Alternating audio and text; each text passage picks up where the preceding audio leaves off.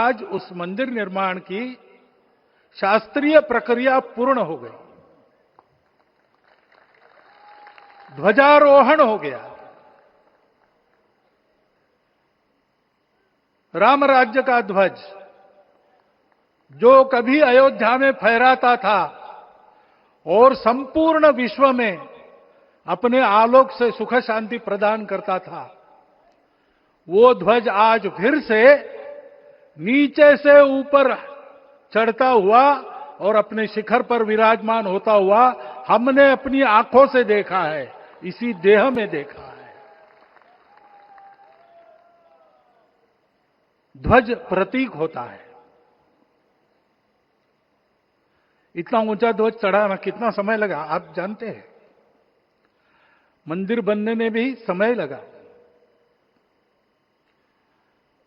500 साल छोड़े तो भी 30 साल तो लगे ही।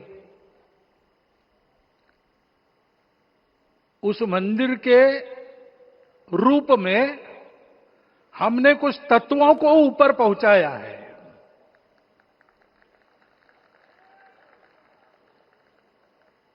सारा विश्व जिससे ठीक चलेगा,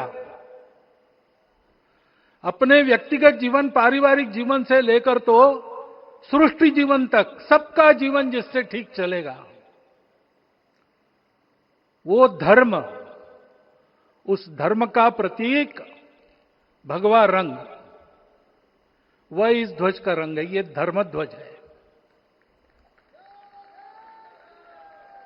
इस धर्म ध्वज पर रघुकुल का प्रतीक कोविदार वृक्ष है। वैसे रूप देखा जाए तो कचनार जैसे लगता है।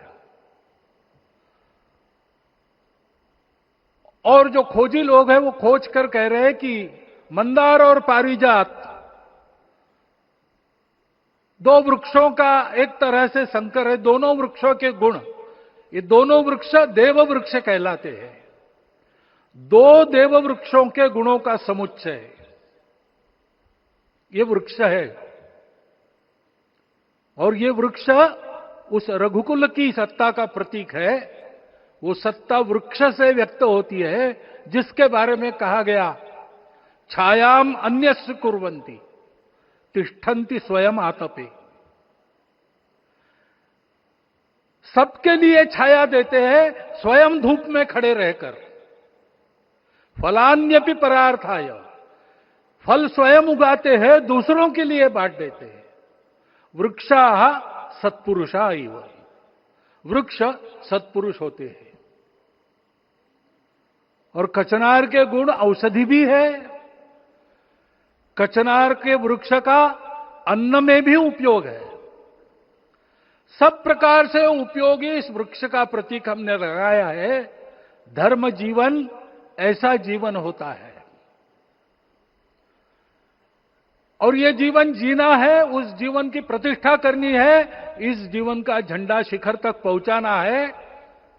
चाहे जितनी प्रतिकूलता हो, चाहे जितनी कठिनाइयां हो, साधनहीनता हो, सारी दुनिया स्वार्थ में बहती होगी, लेकिन हमारा संकल्प है, सूर्य भगवान उस तेज के, उस संकल्प के प्रतीक है।